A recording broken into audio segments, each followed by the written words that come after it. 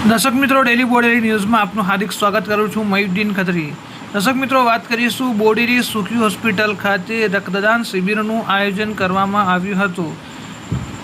રોશની young circle દ્વારા દર વર્ષની જેમ આ વર્ષે પણ ઇમામ હુસૈન રદિયલ્લાહુ તાલા અન્હુની યાદમાં સુખી હોસ્પિટલ ખાતે રક્તદાન કરવામાં આવ્યું હતું. રક્તદાન શિબિરની અંદર મોટી સંખ્યામાં રક્તદાતાઓએ રક્તદાન કરી માનવતાનું ઉત્તમ ઉદાહરણ પૂરું પાડ્યું હતું.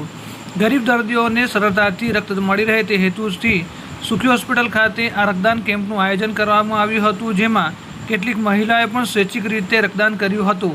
રક્ત એક એવી વસ્તુ છે જે માત્ર ને માત્ર માનવ શરીરમાં જ ઉત્પન્ન થાય છે, જેને લઈને વારંવાર રક્તદાન કરવું જોઈએ.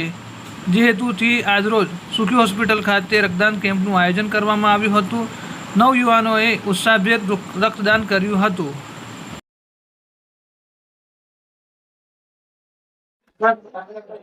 આજરોજ બોડેલીના સુખી હોસ્પિટલ ખાતે રોશની યંગ સર્કલ તરફથી અને હિન્દુ બ્લડ બેંકના ઉપક્રમે હુસેની બ્લડ ડોનેશન કેમ્પનું આયોજન રાખવામાં આવ્યું છે. સવારે 10 વાગ્યાથી સતત રક્તદાન ચાલી રહ્યું છે અને સાંજે 7 વાગ્યા સુધી ચાલશે. ઉત્સાહભેર યુવાનો આમાં ભાગ લઈ રહ્યા છે અને માનવતાનું સેવાનું આ કામ છે.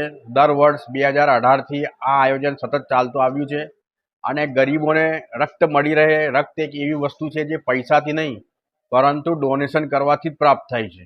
એ હેતુથી ફક્ત ને ફક્ત જરૂરિયાતમંદોને રક્ત મળી રહે એના માટે આ આયોજન કરવામાં આવે છે અને સુખી હોસ્પિટલે પણ બહુ સુંદર વ્યવસ્થા અને મેનેજમેન્ટે બહુ સારું આયોજનમાં મને સાથ સહકાર આપ્યું છે.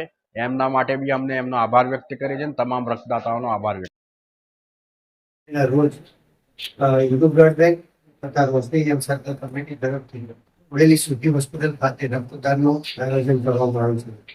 એમાં ઘણા બધા નવયુવાન અત્યારે રક્તદાન આપી રહ્યા છે.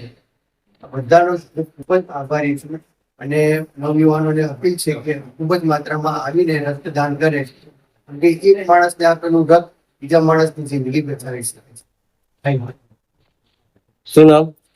હું ડોક્ટર ઉસ્માન ગની ખત્રી, સુખી હોસ્પિટલ.